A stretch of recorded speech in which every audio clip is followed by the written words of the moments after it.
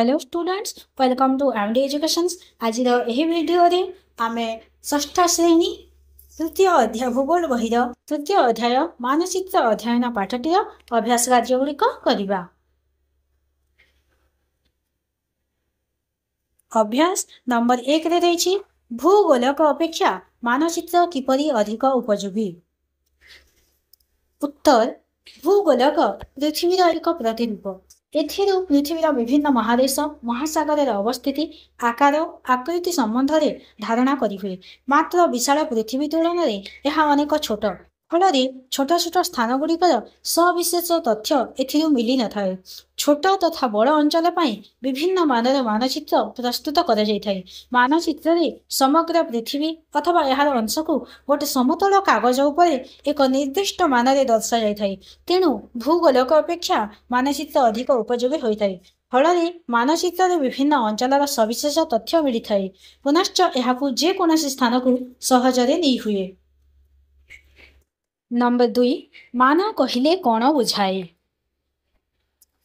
उत्तर पृथ्वी पृष्ठर दुईटी स्थानर प्रकृत दूरता एवं मानचित्र उपरे थिबा स्थान दुईटीर दूरतार अनुपात को मान कुहाजाए। नंबर 3 मानचित्र रे थिबा मुख्य दिग और मध्यवर्ती दिग गुड़िकर नाम लेख। उत्तर मानचित्र उपरी भाग उत्तर दिग और निम्न भाग दक्षिण भाग अटे। मानचित्र आड़ को मुह कर छिड़ा हेले डाहाण हाथ आड़ को पूर्व दिग और बाम हाथ आड़ को पश्चिम दिग होता है। सुतरां उत्तर दक्षिण पूर्व और पश्चिम होउछि मानचित्र चारोटी मुख्य दिग। यही मुख्य दिग गुड़िकर आउ चारोटी मध्यवर्ती दिग रही सेगुड़िक है उत्तर पूर्व ईशान्य जहाँ को आम ईशान्य कोण कही था, दक्षिण पूर्व जहाँ कि अग्निकोण, दक्षिण पश्चिम जहाँ को नैऋत्य एवं उत्तर पश्चिम जहाँ को वायुकोण कही था। जेकोसी स्थानर सठिक अवस्थिति दर्शाइबा यही मध्यवर्ती दिग गुड़िक यथेष्ट साहाय्य करिथांती। नंबर 4 मानचित्रर 3टी मौलिक वैशिष्ट्य कौन। उत्तर प्रत्येक मानचित्रर 3टी मौलिक वैशिष्ट्य थाए यथा दूरता दिग और संकेत। दूरता कहले मानचित्र विशाल पृथ्वी को एक छोट कागज मध्य सीमित कर मानर व्यवहार द्वारा यह संभव होता है। पृथ्वी पृष्ठ में अवस्थित दुईटी स्थान मध्य दूरत्व को मानचित्र उपरे मात्र अल्प केते सेंटीमीटर देखा जाए। मान भित्ति मानचित्र दुईटी को श्रेणी में विभक्त यथा बृहत् मान विशिष्ट मानचित्र और क्षुद्र मान विशिष्ट मानचित्र। दिग प्राय प्रत्येक मानचित्रर दक्षिण पार्श्वर उपरी भाग में एक तीर चिन्ह रही है। यह दिग सूचक रेखा बा उत्तर रेखा बोली कहा जाए। यह उत्तर दिग ही दर्शाई थाए। मानचित्रर उपरी भाग उत्तर और निम्न भाग दक्षिण अटे। मानचित्र आड़ को मुह कर छिड़ा हेले डाहाण हाथ पूर्व और बाम हाथ पश्चिम दिग को सूचाए। यही चारोटी मुख्य दिग व्यतीत आउ चारोटी मध्यवर्ती दिग रही यथा उत्तर पूर्व ईशान्य कोण, दक्षिण पूर्व अग्निकोण, दक्षिण पश्चिम नैऋत्य एवं उत्तर पश्चिम वायु। जेकोसी स्थानर सठिक अवस्थिति दर्शाइबा यही मध्यवर्ती दिग गुड़िक यथेष्ट साहाय्य करिथांती। संकेत मानचित्र घर रास्ता मंदिर पोल वृक्ष आदि आकार और आकृति सठिक भाव दर्शाइबा संभव नुहे।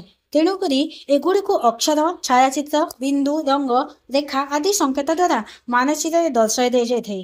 भिन्न भिन्न विषय को भिन्न भिन्न संकेत माध्यम दर्शाइबा मानचित्र विशेषत्व अटे।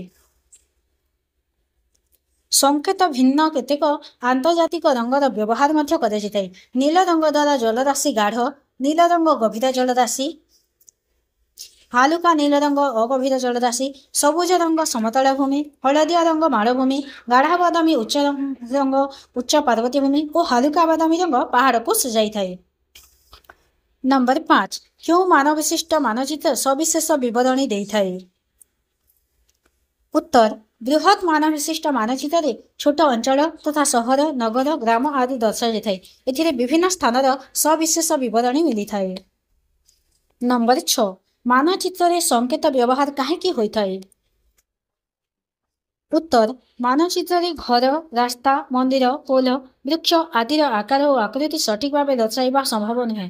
एगुड़ी अक्षर छायाचित्र चित्र रंग रेखा आदि संकेत द्वारा मानचित्र दर्शा जाए। भिन्न भिन्न विषय को भिन्न भिन्न संकेत माध्यम दर्शाइबा ही मानचित्र विशेषत्व अटे। नंबर 7 क स्तंभ में रंग गुड़ी को ख स्तंभ में भूमिरूप सहित जोड़। हलदिया रंग आमर मालभूमि, नील रंग जलराशि को सूचाई थाई। बादामी रंग पर्वतमाला एवं सबुज रंग समतल भूमि। नंबर 8 निम्न प्रदत्त प्रत्येक प्रश्न पर तीनोटी संभाव्य उत्तर दि जाइए। ठीक उत्तरटी को बाछि लेख। नंबर क देछि कंपास यंत्र क्योंथिपाई व्यवहार करा जाय थाई? संकेत, दिग और दूरता। ठीक उत्तरटी हेबो दिग।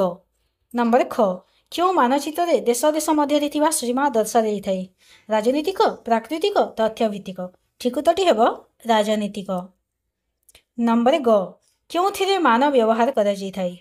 रेखाचित्र, मानचित्र, संकेत। ठीक उत्तरटी हेबो मानचित्र। Thank you.